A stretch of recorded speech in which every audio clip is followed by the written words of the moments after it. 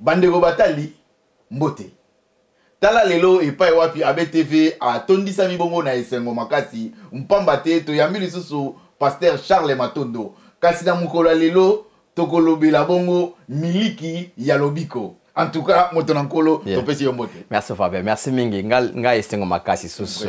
Invitation zo pesanga chaque fois na ABTV. Merci. Eza lipamboli et puis eza opportunité pour ngai pour na totonga église ya nkolo ezwa bomoy oyo nzambe sa pesa bango. En tout cas, penza na mukolo lelo toyebi ke tozolobela likambo oyo etali miliki ya lobiko. Alors motonanzambe na évité par là olingi ko yebisa biso dini. Voilà, donc vous savez, à chaque fois, Bible mbimba, Genèse Apocalypse, c'est lobiko na lobiko. Le salut na sali. Yesu ayaki ponango, yango lobiko eza sujet de base ya Bible. Alors, yango pensé evanisa mikati na Bible à chaque fois eza toza kolobela Yesu 100%. Donc, Bible 100% Jésus. Donc, au Kangase terme on a déjà. Donc, ça, mon biso 100% Jésus. Biso to beta masolando kite ya moyibite ya mutute trobaka Yesu 100%. Oya sala yango komisa biso déjà otoza. Yango lelo nto toucher penser ya miliki ya lobiko. Na français balobaka le lait du sali. Donc, miliki ya lobiko. Mais ni kake poussé yo o lobela kaka le lait d'Isali. Ouais, parce que pensez ça, ce que tu as miliki papa be, miliki c'est quoi pété. C'est-à-dire que miliki, to que on a jarre biso mikoto melango te, to que on na sensia, moi na soka bota misika. Et lo kali so appelle ça kaye miliki. Miliki yango salaka est formé estomac na ye et banda ko accepter biloko mosusu après. Alors ce qui moi na wana a sauté comme la miliki, ça a ba conséquences belé na nzoto ya mwana. Yango est important de comprendre utilité à miliki et pas non à mokolo problème et pas à mwana. Yango meto tanga bibi to mona place à miliki et pas à balanzambe. En tout cas, penza motonankolo tolanda yo pamba te na woni CJ oyo penza mitune kozala mingi. En tout cas, topesi yo maloba. En tout cas, merci mingi bande konyoso boza connecté na ABTV. Toza kozwa ba feedback na bino na ba moya téléphone na kokoma toza esengo makasi parce que souci na biso église destinée à régner eza bana nzambe ba se découvrir. Toko salaka bino te mais boza déjà aussi bo koma tango boyambaka Yesu Masiya. Mais tango toza ko lakisa bino makomi ya solo eza ko faire découvrir bino o bino boza déjà en fait que bo vivre ango. C'est ça notre travail. Yango moni penser na biso za miliki ya molimo. Nazui penser na nga na mukanda ya Hébreu chapitre 5 à partir verset 12. Tokomona ntoma pour le belo moko. Zonanga Bible na mukanda ya Hébreu. Hébreu chapitre 5 verset nango 12. Nazana lingala na français awa na prophète lingala. Banda kala ebongaki bozala balakisi ya bato mususu. Kasi bozali kaka na posa ya kozwa lisusu mate ya liboso na makambo etali nzambe. Mate ya liboso makambo etali nzambe. Bokoki nanu te po na kolia biloko ya makasi. Kasi esengeli bobele bapesa bino mabele. Mabele aweza miliki. Soto ke na français to mona lele na balingala muso baka miliki. Na kena verset 13 moto oyo amelaka kaka mabele azali nanu mwana muke. Akoki te koyeba makambo ya bosembo to ya lokuta. Verset 14 nzokande bobele bakolo batu bakoki kolia biloko ya makasi. Bangonde bayebi malamu na mabe. Na français balobi boye, nous français na verset 12. Nous, vous, en effet, qui depuis longtemps deviez être des maîtres, vous avez encore besoin qu'on vous enseigne les premiers rudiments des oracles de Dieu. Le premier rudiment. Depuis Kalabobongo la montée, lelo il fallait battre à kabino makaminene, mais bazo connaît koyebisa bino makamike. Pourquoi? Parce que makaminene beaucoup supportant côté. Alobi vous avez encore besoin qu'on vous enseigne les premiers rudiments des oracles de Dieu.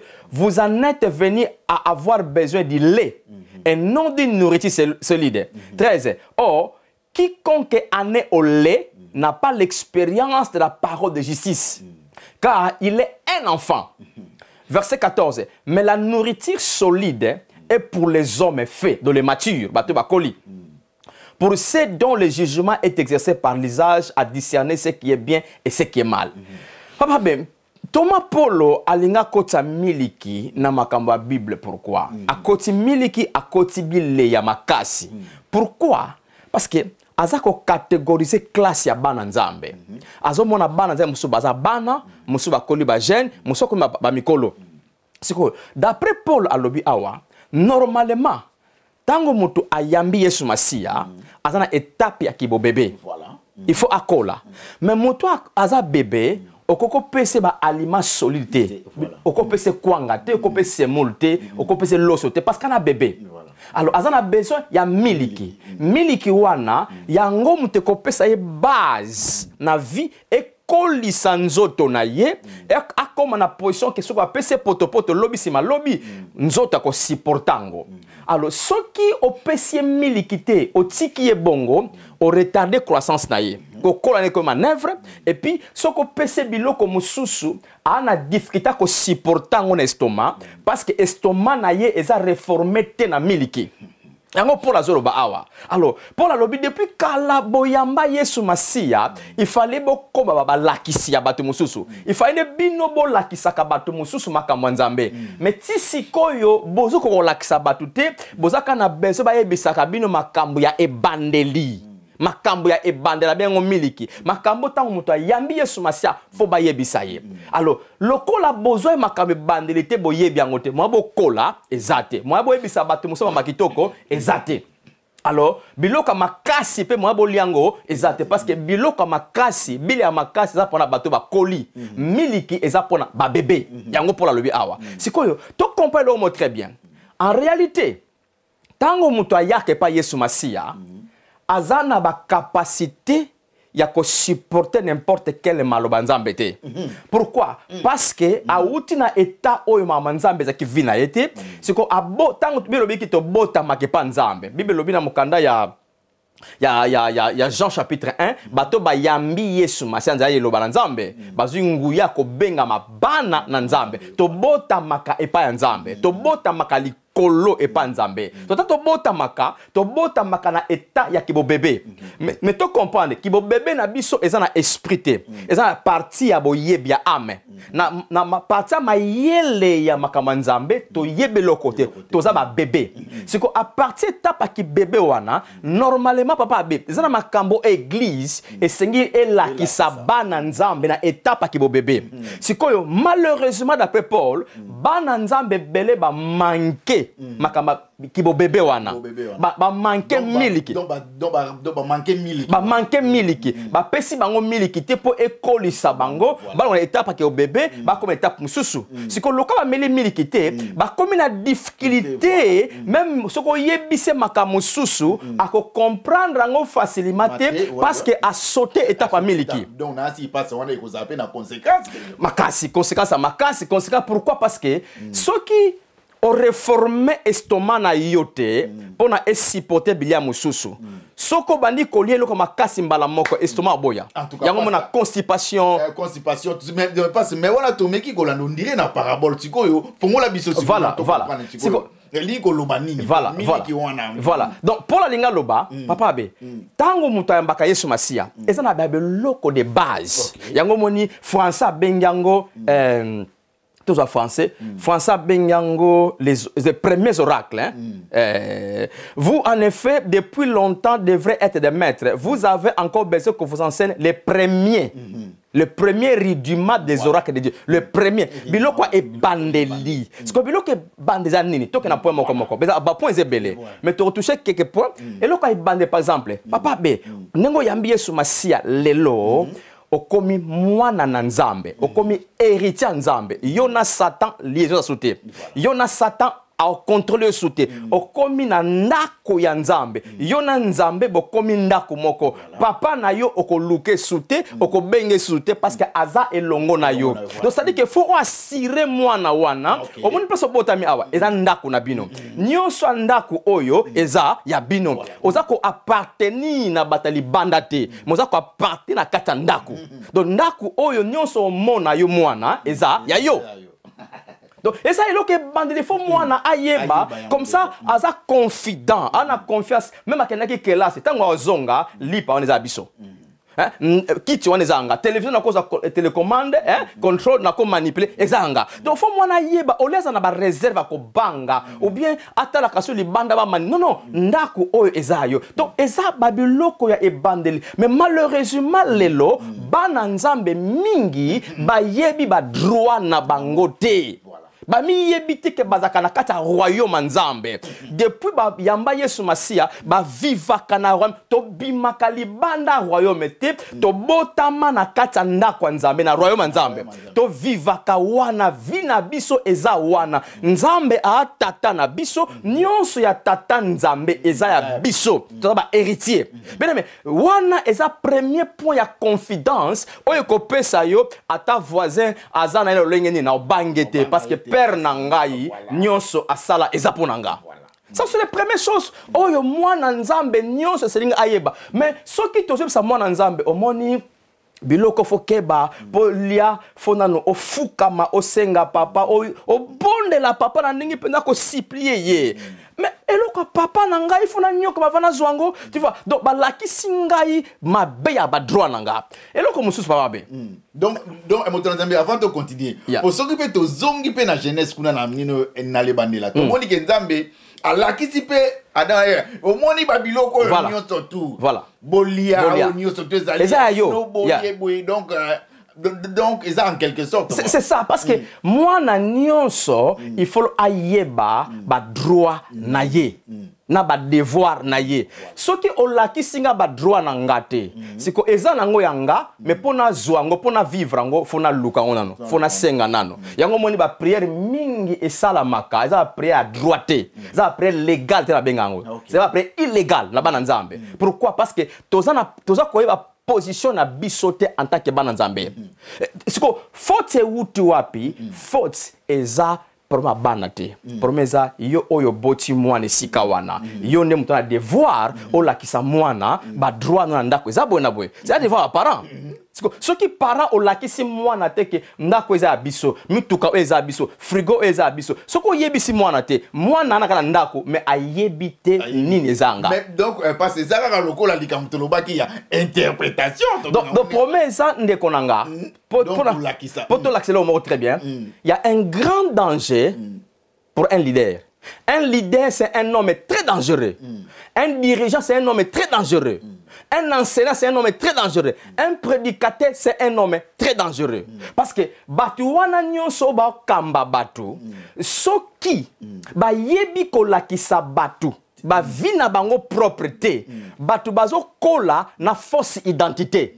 Bazo kona kozanga komi yeba siko moi ba vivre vie na bango ezate ba vivre vie mususu tandis que bazana vie yango mais ba vivre vie mususu pourquoi parce que moto azo bokola ye alakisi yete vie oyazanango c'est un moni grand danger za na ba leader soko kutani esika oyo ba olakiso e vraie identité na yo te c'est un grand danger la vie donc vie na yo lobby si ma lobby e cause danger pourquoi o komi ko vivre vie mususu tandis que vie ozo vivre eza ayote exemple mususu apesa yo papa be yo botami quelque part tango obotami na par exemple obotami na njili okoli na njili na maternité songolo na dati songolo ba para na songolo mama na yo papa na yo bande kono songolo mais tango zokola mutu moko ba bimeli abiso ke abe apeso koma papa mususu papa no fulano mama no fulano ndeko no fulano obotama na njito obotama na lemba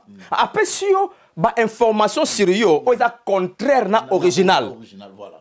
siko tozo kola ozo kona mentalité ke nga na botama na lemba tazo botama na njili tandis ko botama na njili nga papa na nga so tandis papa no mususu siko omoni okoli nango siko ozo vivre vie moko étrange o eza ayote parce que vraie identité na yo obotama na njili nalati songolo papa no songolo kingani songolo donc vie na yo ndako na bino eza songolo mais yo balakisi eloko mususu yango moni difficulté nango lelo bana nzambe belé bazo vivre identité na bango te ba vivre na bango te pourquoi parce que dès le début makamo balakisi biso yango tezo lakisa otoza parce que nake pour mususu est-ce que moi na nzambe est-ce que to yebi ke toza na vie ya nzambe kat na biso tout enfant de Dieu tango moto yambaka Yesu Masia to komi ko vivre vie na ngali souteme vie ya nzambe parce que Bible lobi na mukanda ya tout en verset nous c'était pour Nathan na mukanda ya 1 Jean chapitre 5 verset 11 12 13 Bible lobi motu oyo azana mwana nzambe azali na bomoi na seko akozala kate mais azali na présent donc tango yambi Yesu Masia via nzambe eye kat na yo comment eye kat na yo na nzela molimo santo parce que mutu confirma kalobiko ya mwana nzambe eza molimo santo tango mutu yambi Yesu na andimi na motema na ye a confesser na monoko Saint-Esprit aye akoti kat na mutu wana a confirmer salut asali mutu na ko mwana nzambe akomekela mwa sika akomi na vie nzambe molimo santo aili mutu na biloko nyonso sikoyo soko yebite ke ozana vie nzambe ba yebisa yo te ke vie ozaka nango za vie nzambe ba ko yebisa yo ke non omoni po vie nzambe sala kat na yo faut beaucoup jeûner beaucoup prier beaucoup de sacrifices beaucoup de ça vie nzambe za ngote po zwango faut ça na bona boye c'est à dire que baza ko pesa yo une fausse identité oyo oza déjà donc dans d'autres termes baza ko introduire yo moko mabe pa na yo moko. Donc, on va introduire yo ke abe oza abe, au bota place, mais baza ko introduire yo mutu mususu et pas na yo moko. C'est que on lo vivre vie oyo zanango, on vivre vie mususu, o eza vie na yo te. Parce que moi na nzambe nyonso, 1 Jean 5 et 12, Bible lobi, c'est lui qui a le fils de Dieu. Les awana est un verbe avoir au temps présent, la troisième partie à singulier, troisième personne à singulier. Au temps présent, ce n'est pas que celui que le fils aura. Non, non. Sikoyo. Le temps où on a yambi Yesu, sikoyo, vie en Nzambe, qui est la vie éternelle. Et comme il vit nanga. Yango pour la comprendre makambo oyo, ce n'est plus moi qui vis, c'est Christ qui vit en moi. Vie on a vie en ngate mais vie en Nzambe. Donc c'est ça bien aimé. Or, ce qui te comprendre que ngana va vie en Nzambe, bien aimé. Et là quoi li bosse ko sala et ko affecter conscience na biso. To comme conscient, ti na tambola kaboye, naza ko vivre vie en Nzambe. Yango ezo créer ma valeur na biso ba Nzambe. L'église est père de valeur. Pourquoi église a mis habité? Église a mis habité. Ce n'est pas la faute de l'église, c'est parce que l'église a perdu le lait. Miliki tango to bika kawana, tango to yambaka to biki, miliki wana, biloko e bandeli oyebisa bébé. Parce que soko bébé oyebisi elo kama kasi, ana difficile comprendre parce que dans la compréhension de wanté. Parce qu'il faut bander la biloko mike un bébé. C'est ça le besoin. Yango moye lelo. Bien aimé, papa Bible ça n'a pas profondeur à révélation. Tout au bimi sengo abatum so aka tipo yo as antichrist. Les antichrist était ezande ba révélation profonde à Bible. Mais si quoi okoko lobango kaka boyete na esika batu compréhension ça na c'est. Il faut que moto akola tango bimi se bloka makasi ako digérango par rapport à base anango. Tu vois base à connaissance oyo azwa ne bandeli. Soko loupé bandeli. Yango moni vie est comme difficile na connaissance, na compréhension, na pensée, na conscience à moto. Donc c'est ça. Yango moni bana nzambe nyonso bien aimé. Même kaka toke na Jean 3:16 verset populaire hein.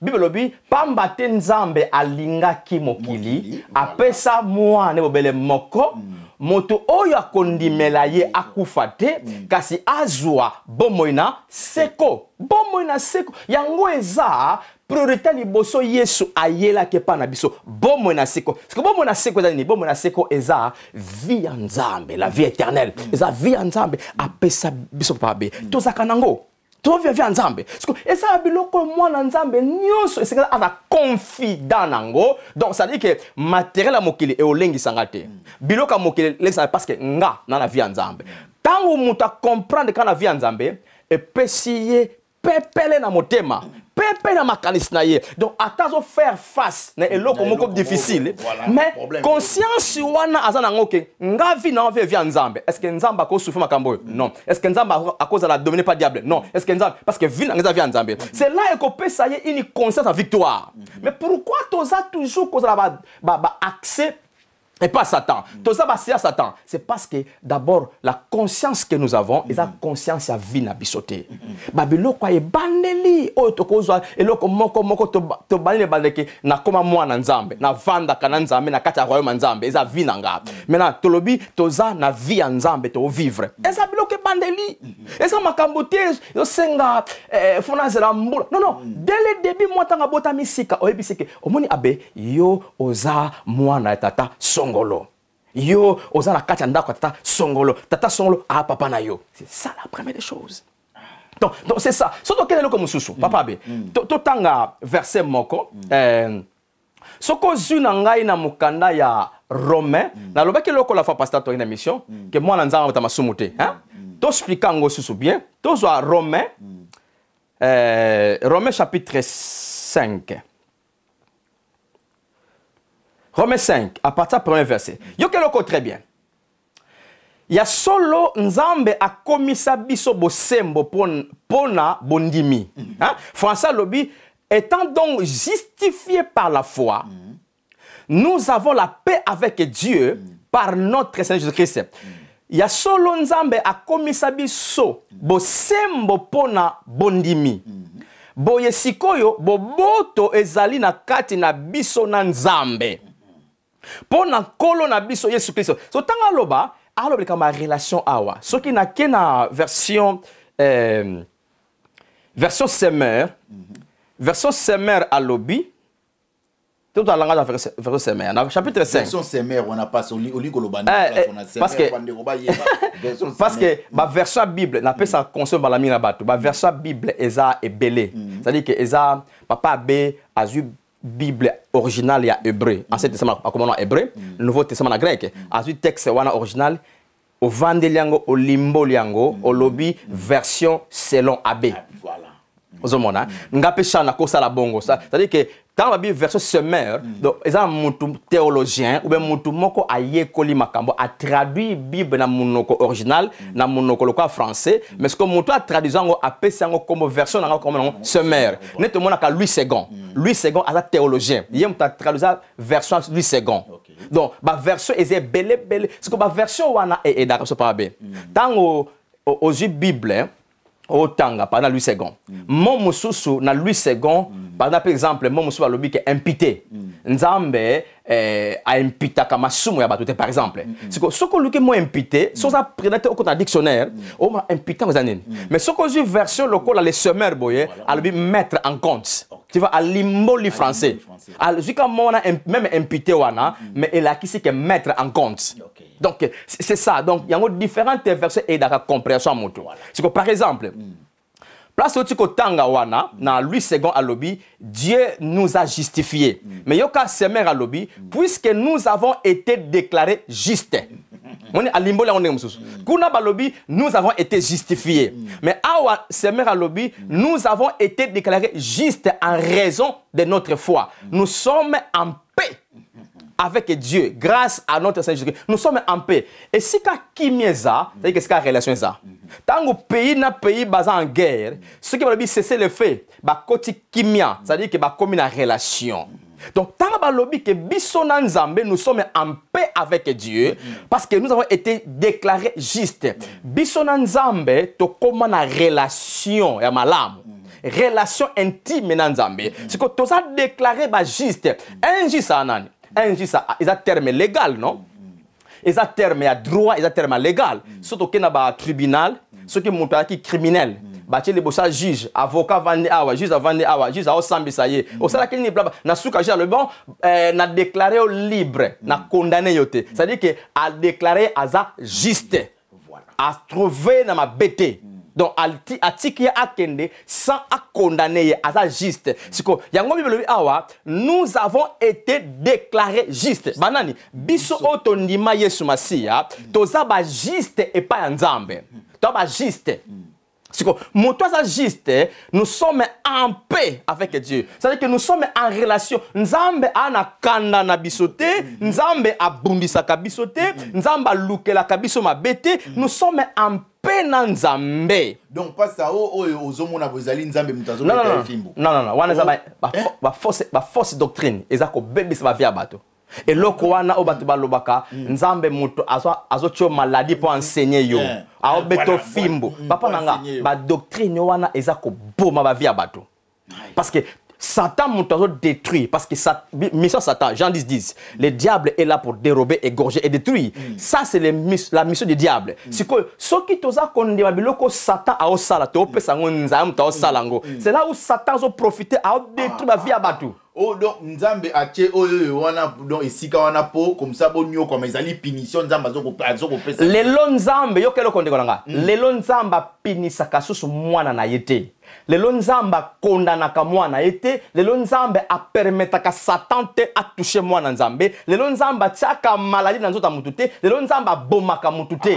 Moto na nzambe please. Oh nzamba ko futa yo donc na sens ya mabe mutalo loba nzamba ko futa yo na sens ya mabe. Non, nzambe aza auteur ya malheur ya mutu te lelo. Parce que tous les jugements, toute la condamnation on nzamba ko sala humanité la mabi imata salaka, nzamba salango une fois na nzoto ya Yesu Masia. Parce que na loi ya nzambe na loi royaume bakoko punir faute moko deux fois te.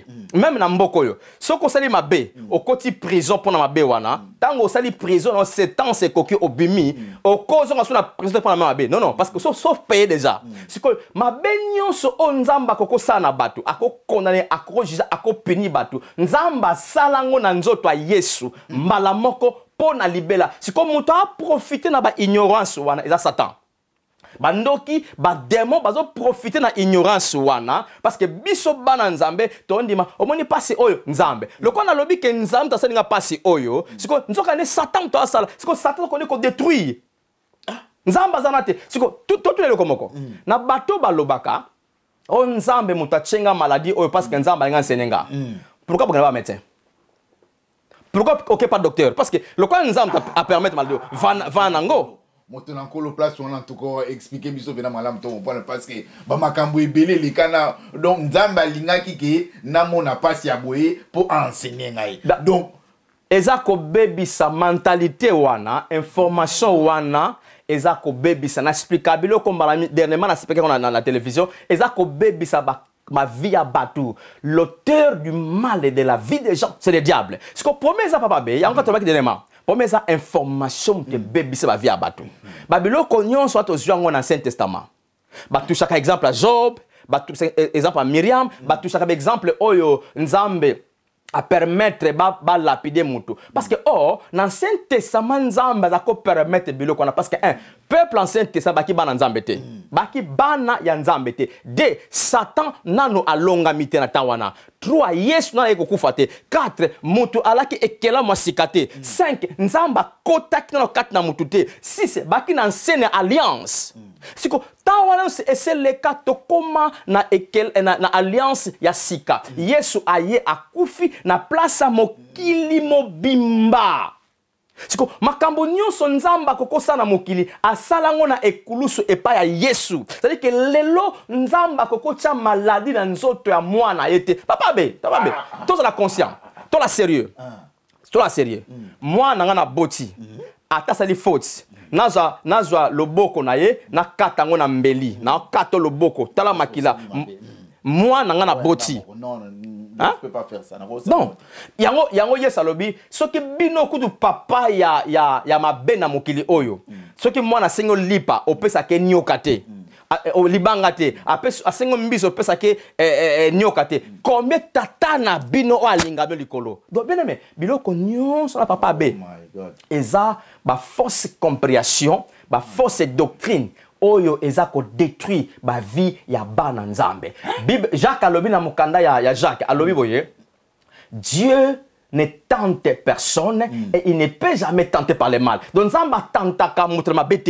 Et puis tout que nous Pierre, Bible dit Nzambe aza auteur ya souffrance abatute. Dieu est patient aligné mutu abunga abeba. Mutu Nzambe non mutu Nzambe. Nzamba azotante na nukondima na yo soki effectivement Nzamba non, non, parce qu'il y a une différence. Et là, qu'on touche, il y a épreuve. Il y a une différence entre épreuve et tentation. Voilà. Épreuve, et il y a pour nous faire souffrir, et il y a pour tester. Est-ce que vous avez et ça, le tout le monde a examen à classe, non? Et ça, épreuve. Examen à classe, et l'obité que bon, bah, peut examen pour l'on école, parce que vous avez maillé. Non, non, examen, ça peut tester ce que ma camboto là qui ça yo. Est-ce que vous avez comment niveau à comprendre? C'est ça qu'on appelle épreuve. Mais si, il y a mon temps, les appels de moi qui nous faire passer. On a des preuves pour que atala soki au coli donc à quoi donc passion na maladie moko boye non épreuve et ça maladie et cause de la maladie épreuve et cause de la souffrance moko et comme même na ko détruire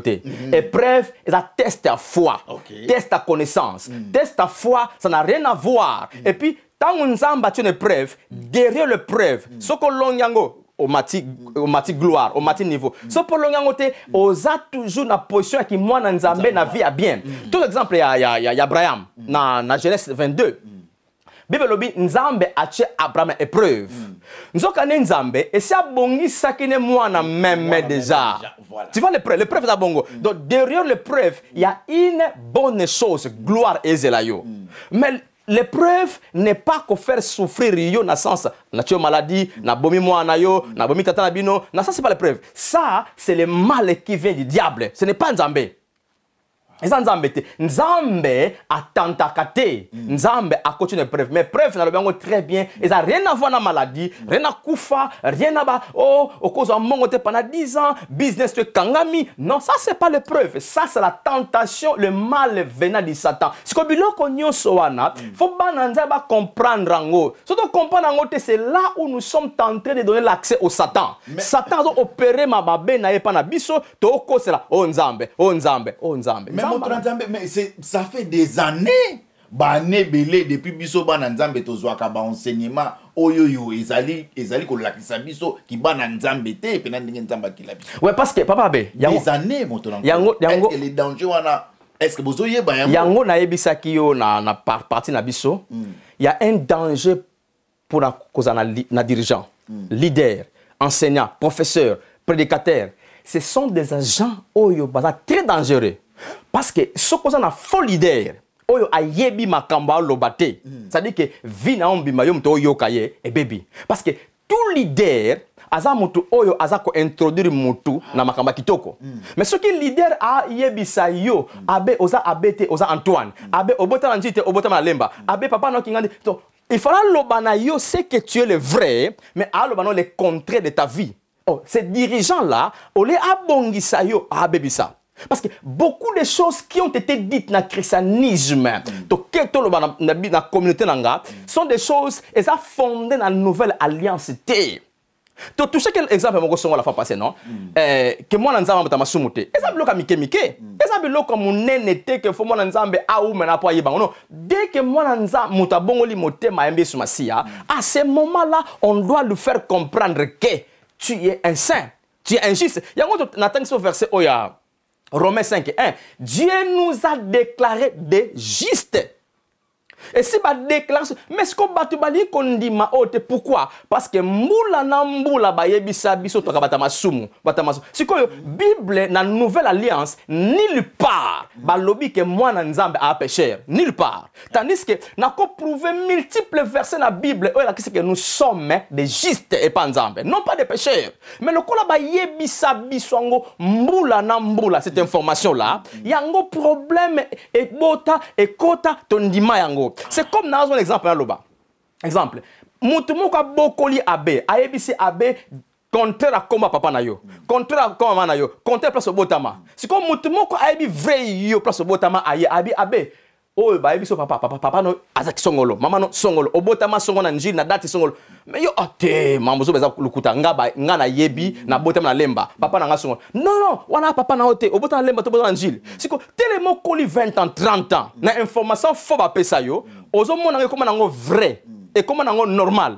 C'est que tango ba yili yo vraie information, on a difficulté ndimango. Pourquoi? Parce que moula ebele 20 ans, 30 ans, ba yebi ko oh maman nangai. Oh yo koko nangai, oh ndako na biso. Mais ça c'est pas ta famille, ça c'est pas le vrai yo, obota mananjili. Parce que information oya kitoko ezoya après, eza difficulté batu ba saisir ango. Bien sûr, tu as prouvé Bible, mais c'est parce que tu umeli mingi na makambo mususu. Oh, et si ton ndima. Ton ndima, dernièrement tu beta ki no maso. Evanda kati. Evanda ebota misisa, ebota makolo.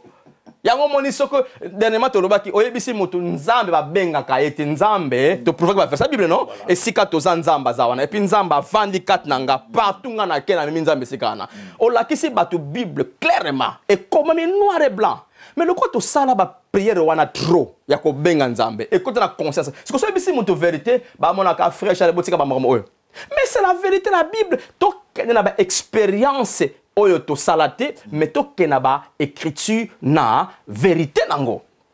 C'est ça papa be. Donc tout ça on a pas muso miliki. Miliki yango mwana nzambe. Miliki est très important pour na ebongisa vie même kondima na biso. Miliki. Eza bloka mike mais ça motu ya pour na koyeba yango ça la force na biso. Mwana nzambe oza juste ndenge na soki awa to za ba juste. Toza bata masumute na kozonga partout parce que tolobaki on l'a fait passer. Toza bata masumute sur la tangi verset il y a Romains 5. Bible lobi que nous avons été déclarés justes en raison de la foi, non pas en raison des œuvres, mais en raison tango to ndimi Yesu, Nzambe a déclaré biso ba juste. Na ko tanga même dernier verset chapitre 1. Non, avant de temps, en tout cas, moi, je rapidement. Allez-y. Si on limbisa parce que misunabiso et monaki to pechaki, misunabiso et monaki et malobanabiso, mais awanengo talisi nabiso que nous sommes des justes. Alors on a place on remet. Ouais, parce que tant on trouve biloko oyo, to comprendre premièrement, yango moni babiloka makase za faut batuba comme la révélation à esprit âme na corps donc mutu aza nzoto te mutu aza molimo aza na âme afandaka na nzoto so tant to makambo o to ba juste to za pécheur te to za na anglais to na anglais esprit to na domaine parce que nzambe aza molimo abota biso na nzoto te nga nzoto na muta bota ngo mama na biso lina mama na so lina muta bota nga na nzoto mais na molimo muta bota nga nzambe nzambe siko aza nengi aza ndenga bota biso yango Bible lobi na mokana 1 Jean 4 c'est tel que Dieu est tel que nous sommes c'est quoi be soko mitali boye na berere to sala chaque jour ndenge aux verset 1 Jean 14 17 nengi nzamba za nengi yoza ondima te parce que au tali nengi au fonctionnaka nengo zo vivre peut-être pour ça on a besoin à eloko non nous allons ngote mais nengi nzamba za nenga na za soko tali verset ngo na bomoto ondima ngote mais sur la révélation à esprit c'est-à-dire que comme Dieu est esprit nzamba za mo santo ngape na esprit na mo santo comme Dieu aza victorieux ngape na molimo na victorieux comme nzamba za intouchable ngape na esprit na intouchable mais na bomoto boy berere ko salama c'est comme berere bomoto yango Bible sengi biso to tubela yango 1 Jean 9 so tubeli o masumu to sala nzamba za jite fe ko limbisa biso pe ko petola biso donc ba erreur to sala e longoli biso ki mwana nzambe te parce que to zaba na nzambe to botami e pa nzambe en tant que ba juste na anglais esprit en tout cas ya mwana moto nzambe ezosenga il faut miliki. C'est ça. Biloko nyonso ezo comme un boulot pour comprendre ngo. Pourquoi? Parce que makambo oto yoka depuis mutu ayamba Yesu Masia 20 ans 30 ans. So ba ayebite kazalaka mosantu. Ayebite kazalaka juste. Ba yebisa aux pauvres pécheurs. Ce que soko yebisi mutu amo santu non parce que toza komita la par rapport ba faiblesse à corps. Onzo kande premier angle via mwana nzambe za angle spirituel. Bible dit celui qui est né de l'esprit est esprit. Donc, toza bana nzambe non pas na nzoto yango Bible dit que makila na nzoto oyo ekokota lola te muta kota lola zana eza molimo le vrai mutu eza nzoto te le vrai mutu eza molimo en tout cas Donc, yango moni to koko expliquer révélation ya esprit âme na corte soki to leki na miliki te ba miliki za ba biloko e bandeli yango pour la bengo le premier rudiment des oracles le premier biloko e bandeli siko église na biso lelo to sota biloko wana to sota miliki to melango te siko yango moni to na incompréhension makasi na makamusu to koyoka et to ko sisira ngote to ko saisir te et la raison pour laquelle au moins le quoi to ko saisir makambo ya kitoko ya nzambe te pas to perdre miliki to kimel to se couvrir to kimeli wapi o satan demon ta sala boy o satan ta sala boy satan ta kangi boy ba lien famille ba biloko c'est côté pourquoi parce que to la couverture pourquoi couverture parce que on n'a pas compris la vraie identité na biso. Comme on n'a pas compris la vraie identité na biso, ça cause maintenant ba trouble na vie à batu. Alors to kosi satan makambo, to kosi le diable. Oh, et loko e sali batu parce que loko très bien. Et loko e nyoko la batu papa be, eza terme oyo na yebite. Je ne connais pas, je ne sais pas. Yango nzamba lobi mon peuple périt parce qu'il ne connaît pas. Donc terme wana je ne connais pas. Ozamona nzambe na yebite nzambe comme ta yebi. Okota lola na yebite nzambe comme ta yebi. Est-ce que ça na vie nzambe na yebite? Donc tout on ne connaît pas. Pourquoi? Parce que nous avions mal appris si la vie oyo biso tozanango. Alors faut to zonga na miliki pa be. To zonga na les premières choses à ebandeli. Babilo kwana sko faut to yekolango. So to yekoliango. Et puis si biso mi sisa na biloko e bandeli c'est ce ko yebisika comme ça munene na comprendre ngo c'est ça même au 30 yango pe to pe omona mutu asali jeune il y a 41 jours mutu azoliate mais pasteur na ebité pourquoi vous faites na enseignement na YouTube c'est les jeunes. Hein? Parce que jeûne sans avoir la révélation en jeûne, ils ont grève de faim. Faut oyer pourquoi jeûner. Hein? Tu as touché pendant un jour, parce que dans l'enseignement, mon aîné. Donc, comme déjà la foufou, il mais ce que dans les bango, au côté na YouTube, na destiné araignée, ou bien passer Charles Matin de YouTube, au moins ils ont enseignement si l'introduction sur les jeunes, na expliqué ba sorte ba jeûne, comment tu as couru ça la jeûne, et puis jeûne moussa nango nini. Mais donc, est-ce que Moutoubina va 41 jours ça? Non. Que gêner, ce n'est pas un problème. Mais il faut que le principe y a nzoto. Parce que nzoto, selon la science, nzoto na biso à 40 jours sans aller à vivre. Mais après 40 jours, parce que qu'est-ce qui se passe? Ceux qui 40 jours de coquille, avant 40 jours, nzoto azoliate. Ba cellule na biso bani ko lukabilei parce que ba cellule na biso eliaka hein ba cellule na eliaka c'est que ceux qui pendant 40 jours avant 40 jours na olié le côté nous autres ils ont recevoir ba nutrition wana hein ba nutriments ya nous autres ils ont recevoir rien biloko ta libanda wana c'est que ma cellule abani ko lukelo kolia c'est que le ko la biloko kolia kotate cellule nanga abani kolia moninga ne cellule c'est là après 40 jours mutabani ko kufa. On dit que Koufa, tu vois. Maï, c'est plus dangereux. Maï, c'est parce que Maï, après 7 jours, ce qu'on met Maï, 7 jours, nous autres, on dit que Maï, on commet déshydraté, après 7 jours, on est au Koufa. Donc, en principe, on a photo Bayango, na état ya vie à moto. Parce que, y a on a expliqué dernièrement, na télévision mardi, vie à moi dans Nzambe, vie à Moukili, mon batou, et ça, là, on a un principe. Il y a quand prière, non, il y a des principes à respecter. Mais tu comprends, pasteur, est-ce que tant ma collègue, disons ma collègue, est-ce que ba principe ya corps ya Papa nanga wana siko na ko répondre parce que na yebi niveau information na monté moni eza na moto mosusu to kanaki classe na yo ensemble ngana suki na 6e première yo doublé aussi diplôme d'état aucun na graduat aucun na licence mais nga depuis na 4 place wana na suka siko niveau ya information nanga eza niveau wana c'est-à-dire que makambo yo kezo kuna makambo kezo kuna nga na yebi ngote tu vois alors yango na yebisa kiyo na lobaki leader dirigeant motei enseignant baza bato baza très dangereux. Pourquoi? Parce que ceux qui enseignants, leader wana aza ko sala yo malamu te. Hein? Aza ko pesa yo bonne information te. Donc vie na yo eza en danger pour na lelo na lobi na yo. Donc c'est ça.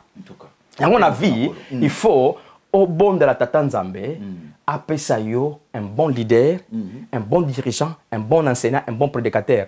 Oyo ako sala yo te, mais ako faire découvrir yo oyo za déjà. Parce que to yambaka Yesu to botami asika epa Nzambe, to botami na makambo nyonso Nzambe to qui est pas nzambe mais na fo moto ala kisayo oza ko bika nzamba da kat na yo oza mutema sumute molimo santa fandi kat no libela aza musungi na yo nengo za wana otambola kelongo na ba ange ba protéger kayo oza protéger okoluka protection te protection eza droit na yo en tant que mwana so fo moto moko ala kiso ba droit na siko okomi conscient nango tango okomi conscient nango tango otama na balabala obi valeur na yo na mwana nzambe hein et produit valeur.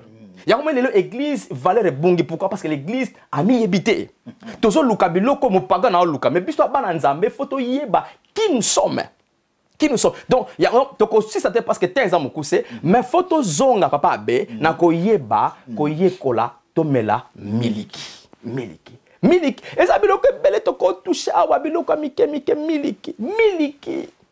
Biloko wana bele mais ce qui ozu miliki ozo mela. Mais le côté mais après un temps au mona au communal compréhension comment fongamela yo parce que au coco il y a poto te ceux qui ont maîtrisé milk l'estomac na yote donc au coco comprendre ba makambo sa bible te ceux qui nanu oye makambe bandelité makambe bande siko yango toloba aba biloka mike et c'est belé na cause attend awa tenzate et c'est belé biloka mike mona nzambe nyonso partout ya za et sengeli ayeba na ko toucher loko moko mona nzambe nyonso aza intouchable par Satan Satan ko simbete non papa be mona nzambe nyonso ça na zo bible na lingala na c'est pas tant lingala bible na ngeza lingala donc mona nzambe nyonso aza intouchable et pas Satan mais masole beta maka mwana nzeba basala ke boy sata bomie sata tie maladie et ça biloko moko okomi tuna me euti wapi 1 Jean chapitre 5 verset 18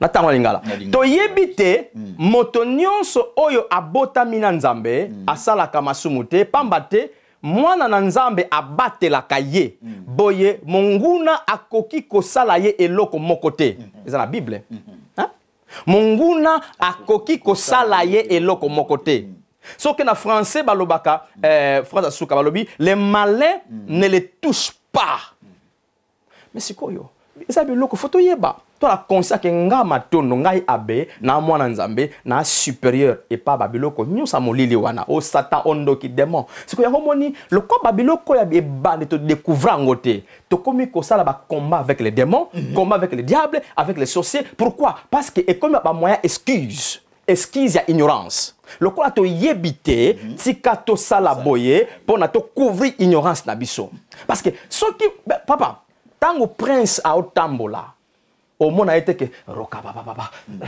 ni ba kota te non prince a otambola aza sûr ayebi banani baza mopanzi na ye banani bazo kengela ye aza très calme tango ke nakala mbet na butu au monde a été que est-ce que non parce que ayebi quel type de sécurité anango siko biso bana na bible lobi ba ange bantura biso ba ange basé neto vandi ba ange basé okena ndako butu moyi olali ba ange basé ngona siko esa ba biloko fu mona nzambe nyonso azala conscient nango siko eloko nyonso yo yebi oza conscient nango et déclencher manifestation eloko wana siko soko yebi yango te yango moni to kondima eloko te oto yebite aba babe eloko yebite ma ondima ngo ezate to ndimaka oyo to yebi yango to toucha ki premier jour awa eloko bato ba ondima eza information siko so appelle fausse information yango ondima siko yango vivre donc l'information yango ezo sala bato siko problème nga bien aimé faut lelo to koma na point ya posa ya miliki yango moni Pierre alobi quelque part na 1 Pierre 2 alobi alobi boyo ka posa ya miliki lokola bana bota misika parce que nzela posa miliki ne boko kola na kotanga version ko aider biso banzela miliki ne boko kola pour bo vivre lo biko na bino hein donc papa be je crois que tana biso ekende mais eloko nanga na ye nango lelo eza l'église to zongisa miliki ya lobiko na place miliki ya lobiko la kisi le premier élément oyo mwana nzambe senga ayeba tango ayambi Yesu Masia oza ko bika oza mwana nzambe lo leza ya yo omoni oza likola Satan odomina ka Satan nzamba apesa au pouvoir so moni loko mosongo etungsa mwana yo loba na kombone so elongwa nzamba apesa au pouvoir otambola kana autorité nzambe aza elongo na yo nzambe apambola yo nzambe donc biloko nyonso wana il faut batu ba yeba go ba koma conscient kat na bango et puis eko libérer bango yango bible lobi na mokanda Jean 8:32 boko yeba solo et puis solo ça ni et ko kangola bino so soko yebi solo te yango moni bato bakangama ba viso marché te au satan au démon au bali en famille au ba hôtel biloko nyonso wana tozo courir nango ce n'est pas le premier problème le premier problème to luka to zonga na ba premier élément ya bible ya lobiko to bika to luka biloko lobiko wana. Yeah. Je crois que poto loba mingi était parce que tant na biso je crois que zawana Bababe, donc, tokozonga lisusu, to mekako expliquer et réexpliquer, babiloko oyo eza mutuya libota na nzambe esengeli bayeba. Bana nzambe, bana besoin ya boyebi ya solo pour libérer mentalité bana ngo oyo ya ba négative c'est kota kat na bango, en fait et rendre bango libre ba vivre. Yoka Motorokola Charles Matondo, tant on a été ya sango malamu ya kufukisa mangolu, na kusala kayote okoma. Non, oza yango deja. Mokolo oyo bota makasika, oza mwana nzambe, obota ma na nature nzambe. Oza na makambo nyonso nzamba tsa kat na yo tango molimo santo ahe kat na ojuro yamba kesu masia. Siko ngai na kusala ngote zala, non, ezaka deja. Mais ngata na zo biso sango malamu, na faire découvrir yo kaka. En fait que yo moko o se découvrir. Tango se découvrir, on va vivre nos pépélés. En tout cas, Penza, merci beaucoup Motonandambe. Donc, Malobi Zangingaï. Donc, Pena, merci Motonandambe. Mikolegoya, en tout cas, tu bengi ça aussi parce que Zali na mingi o esengeli Penza au fond la biso bana ya Nzambe. Il peut être tous à Penza maele mingi. En tout cas, merci Pena to sengio vraiment un message au ya lelo kasi na ebité ngonga na biso ekoki déjà parce que déjà to débordé. Moi rapidement lilobani no koyiko bakisa na bana nkolo. Yeah, eloko na kolo bakeza topesa mbote na bande ko nyonso boza connecté na BTV. Un grand merci pour na ko soutenir chaîne oyo parce que na ndenge bo soutenir yango nde biso tozi makasi ya koloba et puis bande ko basungama. Donc merci pour na koyoka motuna nyonso na ko hésiter. Parce que na yebi eloko musu to ko loba yo yebi yango différent parce que ba yebi sa biso mbona mbula ko zité ba numéro téléphone ezawana benga biso to ko éclaircir yo ce point a besoin mo face à face pour na ozwa connaissance oyo porte ya destiné à René eza ko fungwama toza l'occasion à date ya musika tena mboka otoza bien mengam yaka mona biso fanda nous sommes une grande école toza wana pour na ko enseigner bana nzambe ba se découvrir pour ba yeba vie oyo nzambe sa pesa biso tango toyambaka Yesu Masia nanzali wa Yesu. Donc boza welcome tango nyonso avec vos questions, suggestions et puis avec votre présence. Nzambe a pambola bino esika bozwami. Merci beaucoup. En tout cas, penza merci nazasir ebiso na tout olandi pasteur Charles Matondo. Penza moni pasteur penza azali ya kofungwama mituna na biso ba suggestion na biso o nyonso tout ozanango. Tuna azawana akoyano la biso. Vraiment merci beaucoup Motonan Polo, Torubenga Olisusu, merci papa. Merci papa. Merci papa. Topesi bino nyonso. OK. Bye bye. Bye.